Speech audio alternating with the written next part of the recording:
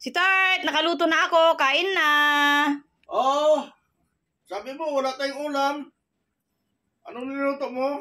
Nagluto ako. Tira-tira. Ikaw na lang. Ayaw ko niyan. Bawal sa akin yan. Bawal daw sa kanya. Ang arte-arte naman nito. Kala mo kung sino tong Bisayang to. Hay, Sige makakain na nga. O sige, kakain na ako ha. Okay, sige. Oh, Ang sarap kaya. Ayaw mo talagang kumain. oh, mabango man. O di alika, tignan mo kasi. Tingnan ko. Masyado kang ano. Lisos! Ang sarap man ito. Bakit sinabi mo Ay, akala ko babawal sa'yo. Ano tira-tira? Sarap nito. Kain ako. Alam mo ba kasi tira-tira sa inyo? Tira-tira sa amin yung kindi na putol-putulin namin na ganun. Para sa...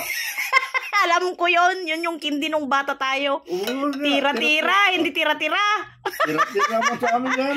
Muntik ka nang hindi makakain na mismo sana yung masarap na ulam. Tira-tira ito. Ito yung humba, pinainit ko. Tapos, yung tirang mang-inasal na ano, kinain natin kahapon, hindi mo naman gusto yung lasa. Tapos mayroong shrimps, o nilagyan ko lang ng malunggay at saka yung bunga ng kamote. O di sob, para tayong kumain sa espesyal na restaurant. Ay sus, tira-tira ka dyan. Sarap ng sabaw. Akala ko ba ayaw nito? Ayun, napasarap na sa kain. Ano? Asar. Oh my God.